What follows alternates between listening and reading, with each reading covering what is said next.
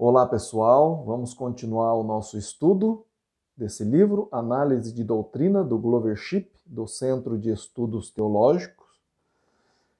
A gente vai estudar a lição 10 hoje, que vai falar sobre o pentecostalismo, parte 2. A gente já viu a parte 1, já fiz também o vídeo dos exercícios, que você pode fazer aí e mandar no meu e-mail, que é ronaldozm@gmail.com. Esse e-mail também serve aí para você marcar um estudo pessoal, tirar suas dúvidas, mandar essas questões, marcar um estudo bíblico aí pessoal, tá bom? Fica à vontade aí para me escrever. Antes, como eu sempre faço, eu vou ler aqui o propósito desse nosso estudo. Nosso propósito.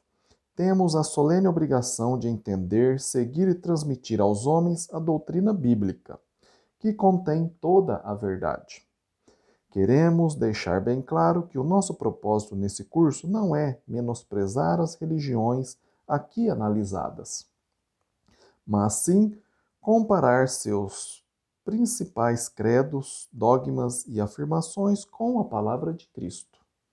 Fazemos exatamente como os nobres judeus de Bereia, que examinavam as Escrituras todos os dias para ver se a pregação de Paulo era de fato assim, conforme está lá em Atos capítulo 17, versículo 11. Você mesmo pode pesar as evidências e decidir por si próprio se a doutrina em questão é verdade ou não. Deus aprova esta atitude.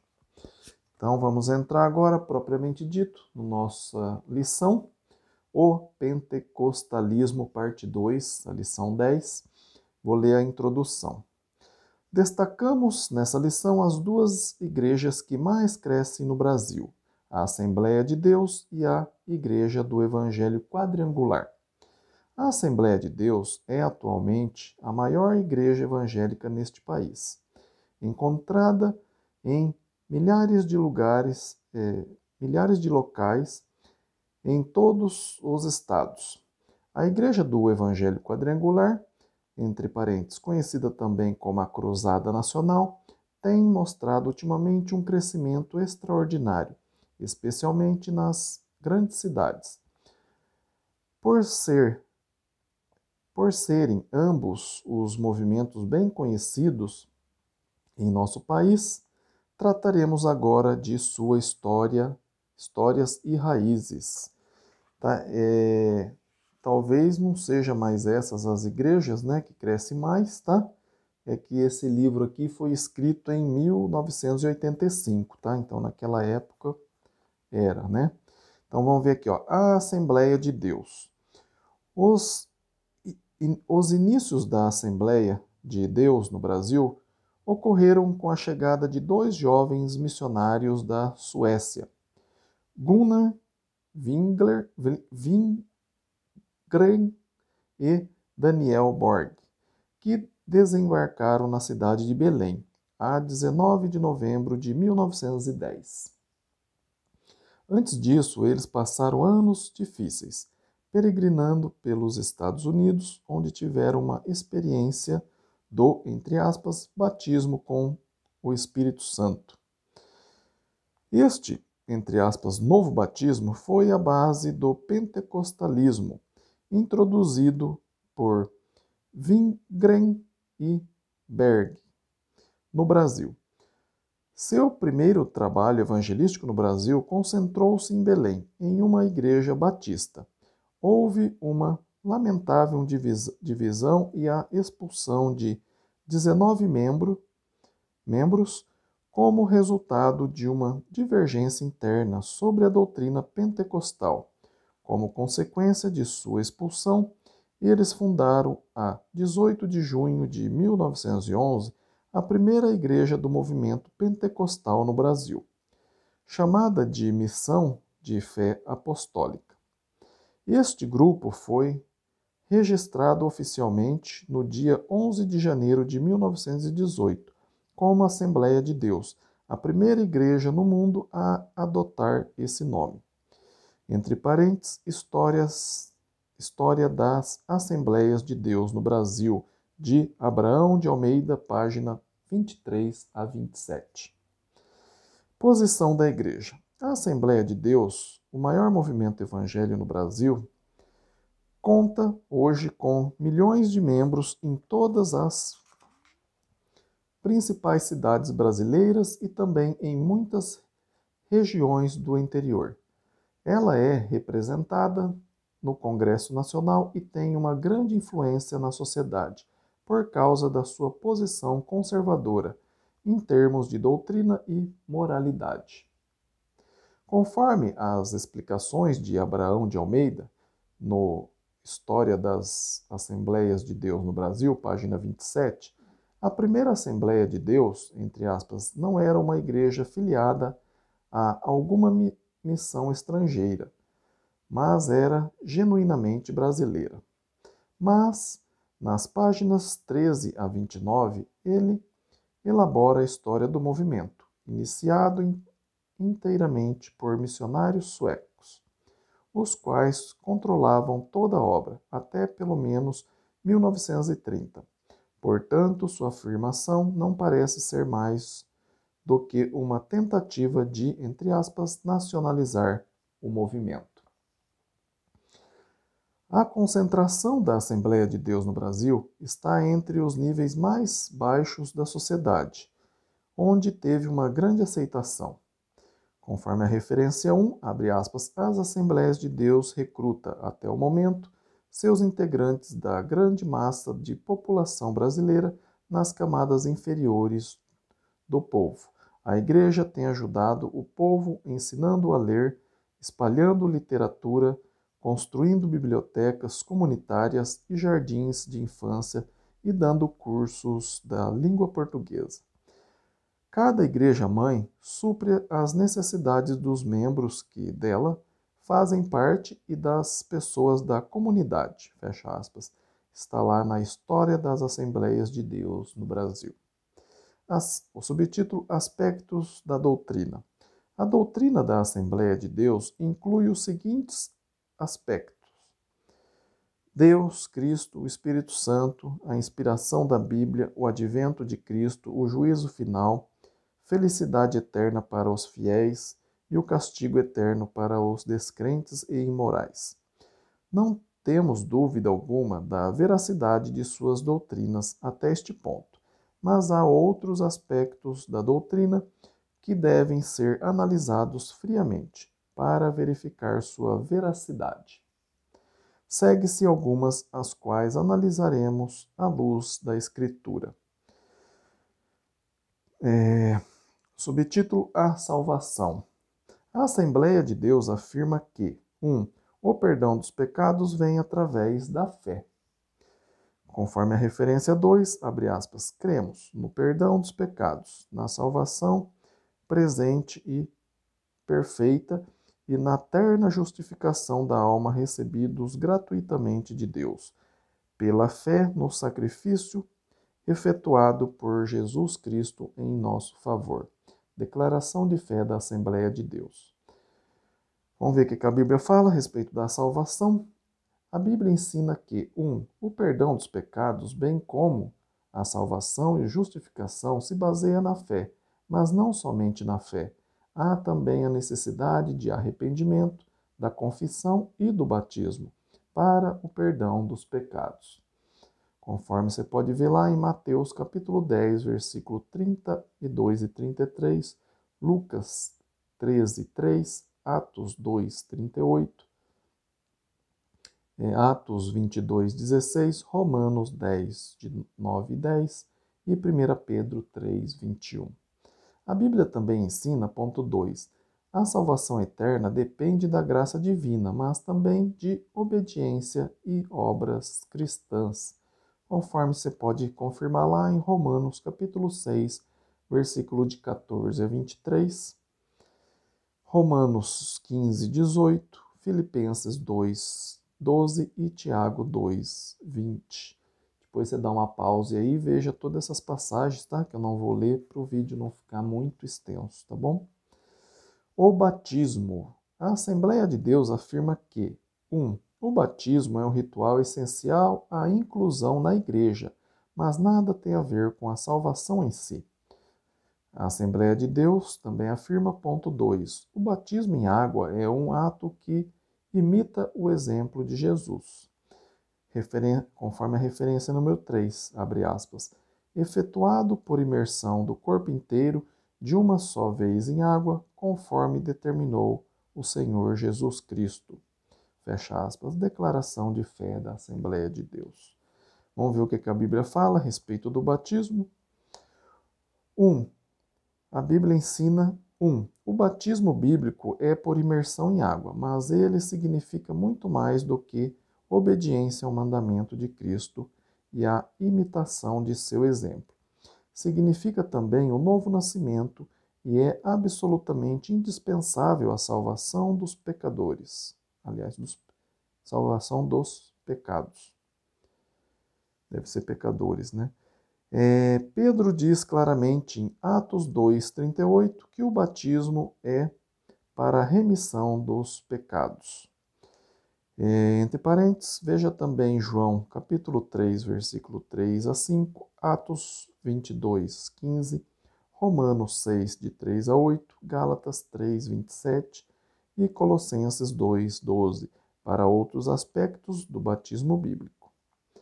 O outro subtítulo, o batismo com o Espírito Santo.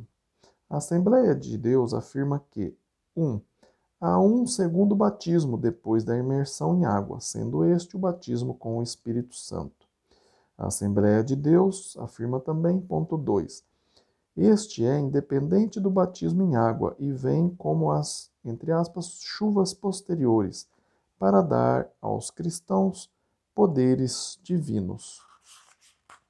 Conforme a referência número 4, abre aspas, estava confirmado a verdade pregada pelos missionários, que anunciavam um novo batismo, fecha aspas.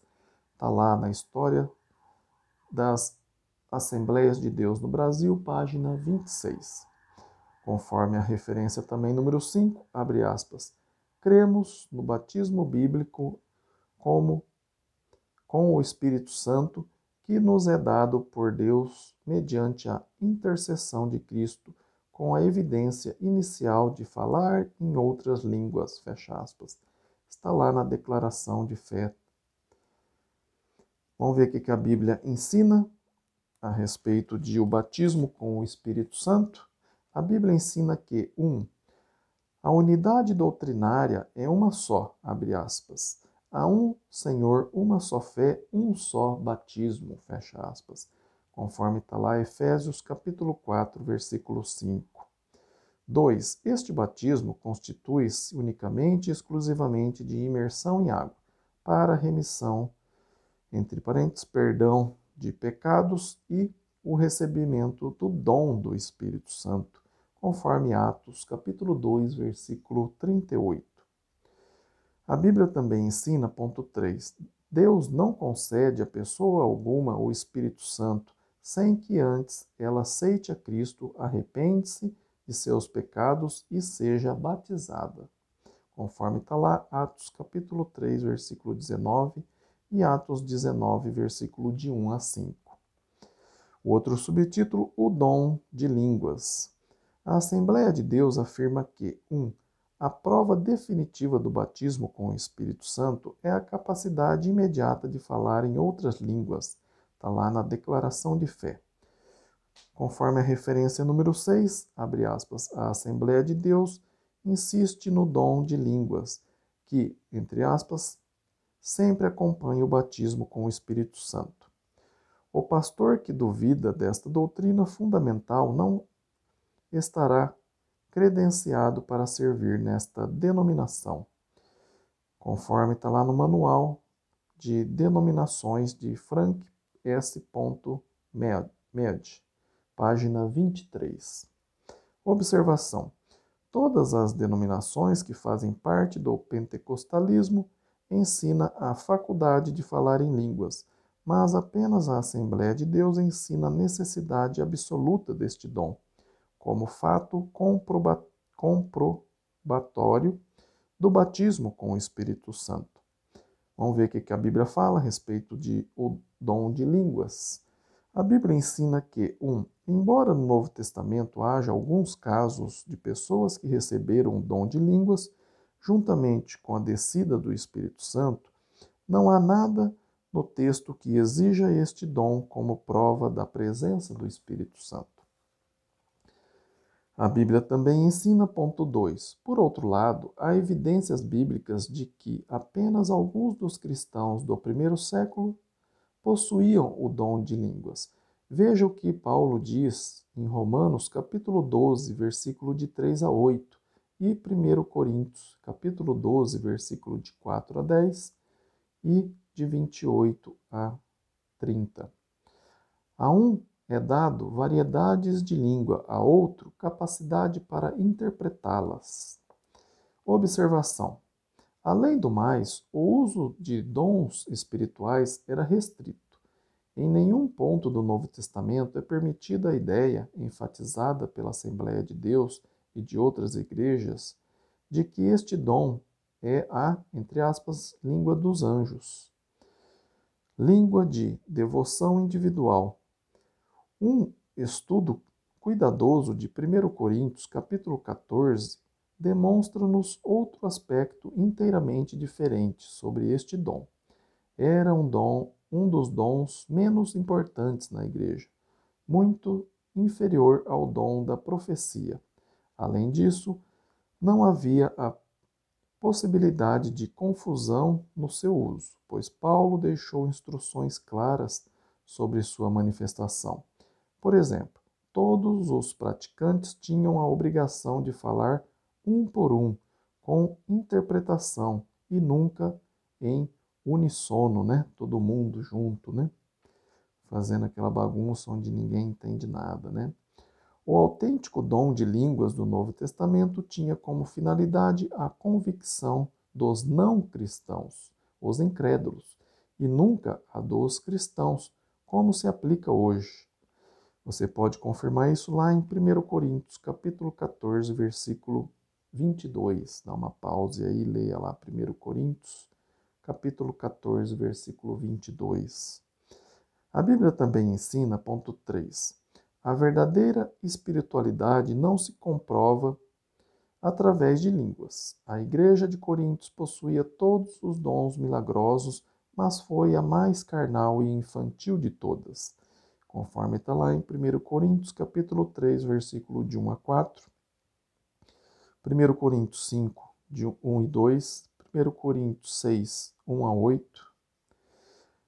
A presença do Espírito Santo se comprova unicamente e exclusivamente através do fruto espiritual que produzimos em nossa vida, conforme está lá em Gálatas, capítulo 5, versículo de 19 a 26, e 2 Pedro, capítulo 1, versículo de 5 a 11. Cura, outro subtítulo, cura divina.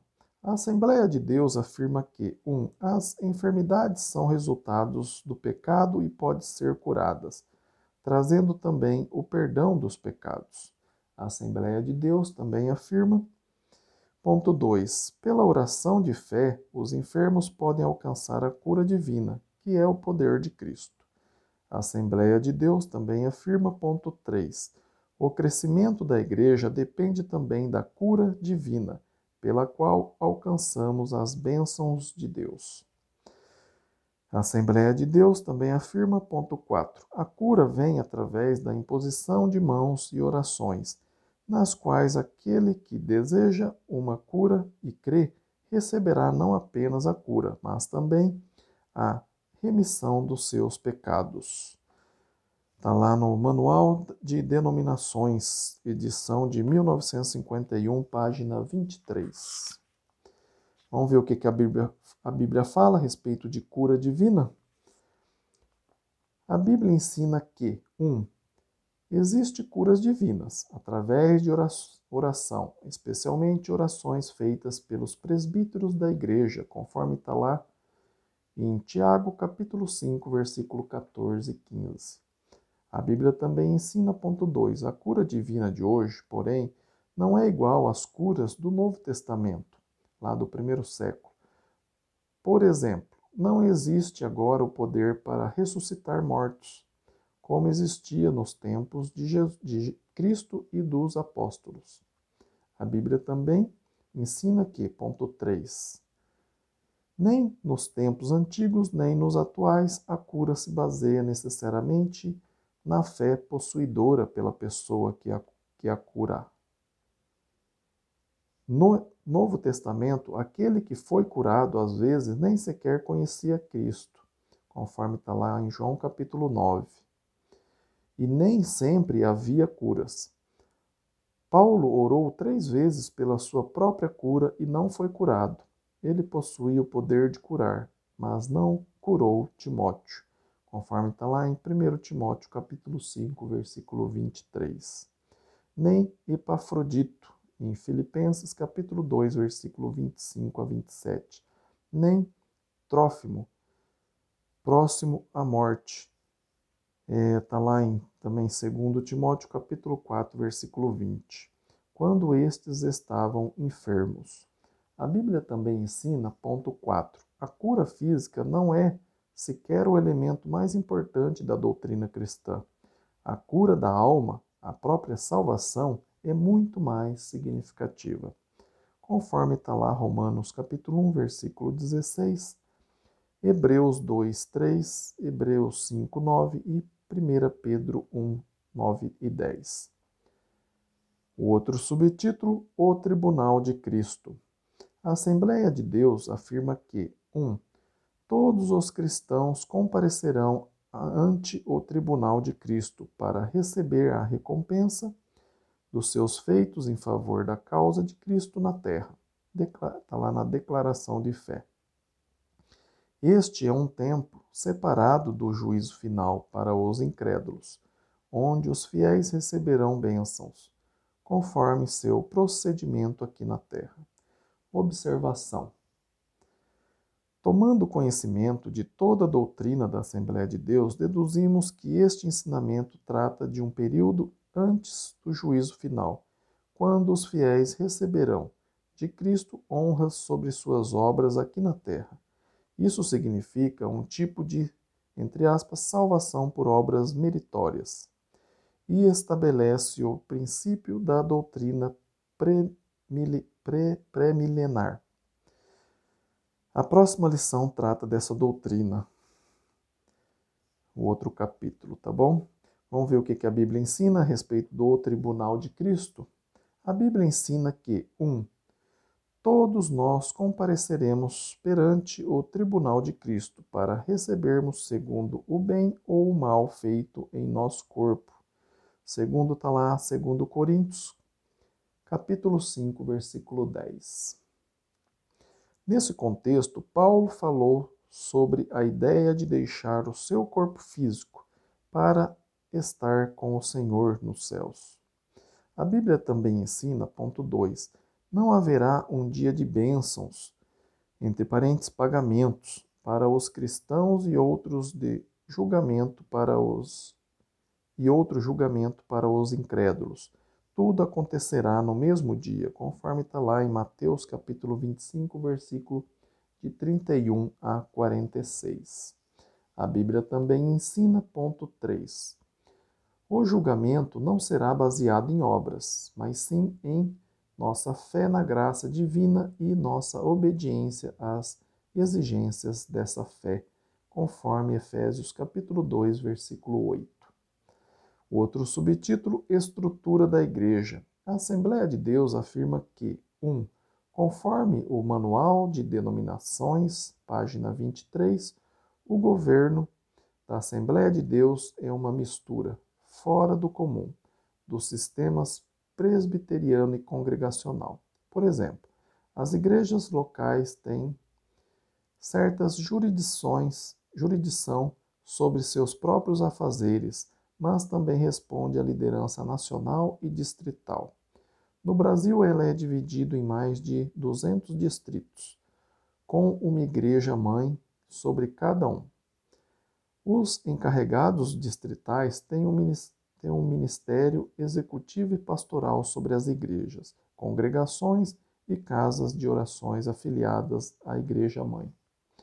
Conforme a referência 7, abre aspas, Cada congregação é responsável apenas perante a Igreja-mãe. Essa é uma das características das Assembleias de Deus que ajudam o seu extraordinário crescimento. Fecha aspas. Está lá na História das Assembleias de Deus no Brasil, página 352. A Assembleia de Deus também afirma, ponto 2, a Igreja-mãe é organizada por um pastor, um grupo de presbíteros e vários diáconos, obreiros e missionários.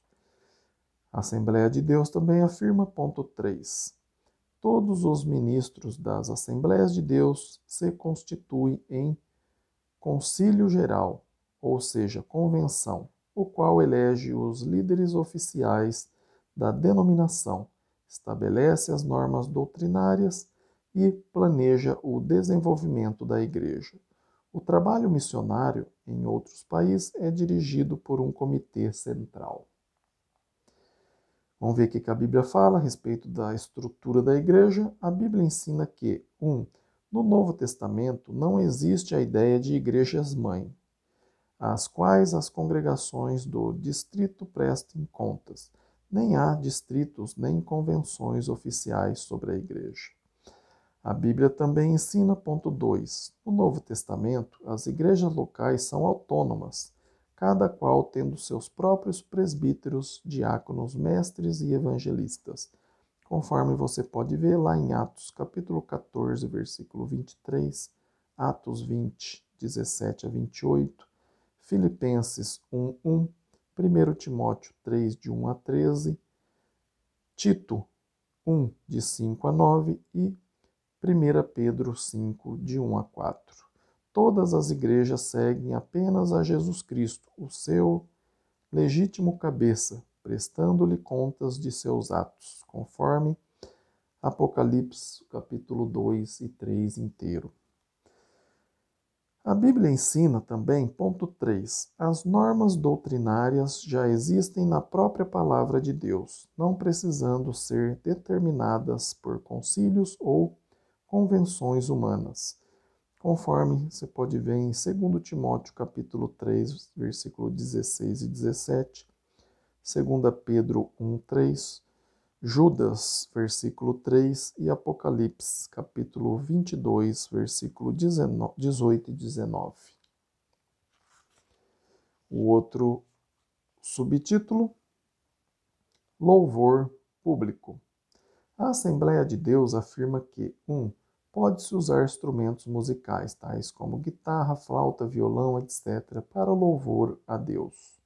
A Assembleia de Deus também afirma 2. As mulheres, membros da igreja, podem testemunhar e pregar nos cultos. Observação. Há sessões de curas em programas especiais da igreja, além de orações em voz alta feita por todos os membros, homens e mulheres. Há também o falar em línguas estranhas. Tudo isso torna-se parte integrante da estrutura dos cultos. Vamos ver o que a Bíblia fala a respeito do louvor público. A Bíblia ensina que, os instrumentos musicais não foram usados nem pelas sinagogas judaicas, nem pela igreja primitiva, conforme a sã doutrina de Cristo no Novo Testamento. Observação. Esta prática surgiu no século II, originada na própria Igreja Católica, e daí, nos séculos seguintes, prevaleceram a pomposidade, ostentação e shows musicais no louvor público.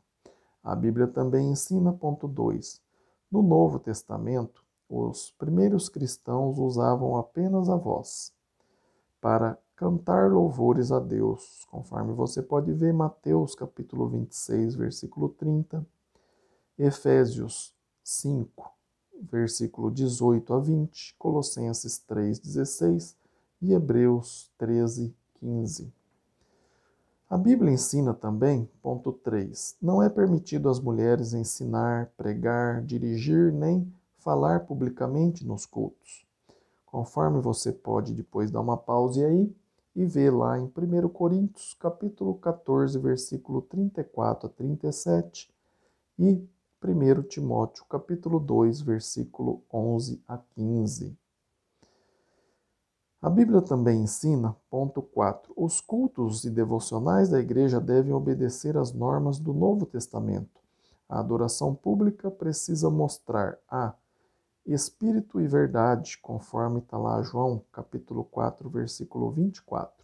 B, decência e ordem, conforme está lá em 1 Coríntios, capítulo 14, versículo 26 a 40, especialmente o versículo 40. C, edificação dos membros, está lá em 1 Coríntios 14, 26. Tudo isso significa que há necessidade de ordem e conteúdo edificante nos cultos, não havendo, portanto, qualquer estímulo à manifestação de emoções ou barulhos, nem de todos os falarem ou orarem ao mesmo tempo, pois o apóstolo Paulo nos instrui sobre a ordem que deve reinar em nossa adoração. O outro subtítulo, conduta pessoal. A Assembleia de Deus afirma que 1. A conduta pessoal dos adeptos deve ser permanentemente restrita, dentro das normas estabelecidas pela Igreja. A Assembleia de Deus também afirma, ponto 2, por isso existe um código de restrições e proibições para garantir a conduta dos membros. É obrigatório obedecer a estas proibições, que tratam de vestuário, alimentação, divertimento, vida social e moralidade. Exemplos. É contrário à posição da igreja alguém assistir a um jogo de futebol. Naquela época que foi escrito isso aqui, né? Agora já está muito mais liberal, né? A Bíblia, vamos ver o que a Bíblia ensina a respeito de conduta pessoal. A Bíblia ensina que, 1. O cristão tem liberdade em Cristo, conforme fala lá em Gálatas, capítulo 5, versículo 1 e versículo 13. Sua conduta está sujeita às normas bíblicas, portanto, ele terá de responder a Cristo sobre sua vida, conforme essas normas. Ninguém mais tem o direito de julgar sua vida particular, pois ele é servo de Cristo e não de uma ou outra igreja, conforme está lá Romanos capítulo 14, versículo de 4 a 14, e Gálatas capítulo 5, versículo 1 e o versículo 13. A Bíblia também ensina, ponto 2, não existe no Novo Testamento um código rígido de proibições. Aquele que elabora um credo de doutrina ou conduta pessoal já ultrapassou os limites doutrinários e individuais da Bíblia, conforme está lá em 2 João, versículo 9, e Apocalipse, capítulo 22, versículo 18 e 19. Conclusão. A Assembleia de Deus é uma igreja em franco desenvolvimento, que atualmente existe em milhares de localidades, exercendo uma influência enorme sobre a população, principalmente nas camadas mais baixas da sociedade. Podemos chamá-la de, entre aspas, a religião do povão. Sem dúvida, a Assembleia de Deus continua crescendo no Brasil, enviando obreiros a várias outras nações. Aqui, ela trabalha dedicadamente, elevando seus membros a um nível de moralidade e conhecimentos profundos. Tudo isso é admirável. Ao mesmo tempo, porém, notamos nesta lição que ela possui certas doutrinas e práticas em contradição com os ensinamentos do Novo Testamento. Isso é lamentável, pois, com o seu número de igrejas e membros, ela é uma força na sociedade brasileira. Ela poderia vir a ser uma força maior ainda, caso acertasse suas crenças e práticas errôneas perante a Bíblia e se dedicasse a ser a verdadeira igreja do Novo Testamento. Agora a gente vai ver. Deixa eu ver aqui. Eu acho que a gente podia ver outro dia isso aqui, né? a Igreja do Evangelho Quadrangular. A gente vai fazer em outro vídeo, tá? Para não ficar muito extenso, que é quase o dobro aí, vai dar o tempo do vídeo, tá bom, pessoal? Então, se você está gostando do estudo desse livro, Análise de Doutrina do Glover Shipp, deixa aí o seu like, compartilhe com seus familiares, seus conhecidos, convida eles, né, para fazer parte aí, se inscrever, né, no meu canal, para que mais pessoas possam entender, né, a Igreja do Novo Testamento, essa comparação que a gente faz aí das doutrinas, né, das igrejas atuais com a Bíblia, né, com a do Novo Testamento, né? Tá bem? Agradeço muito. Não fiz esse vídeo ao vivo porque da última vez ficou muito ruim a conexão, né? Teve uma boa parte aí que não dava para entender. Então eu preferi fazer gravado, mas o meu e-mail está aí na descrição do vídeo. Se ficou alguma dúvida, se você quer um estudo pessoal, tá bom? Escreva para mim, é ronaldozm@gmail.com, tá bem? Muito obrigado, fiquem com Deus e até o próximo vídeo. Amém?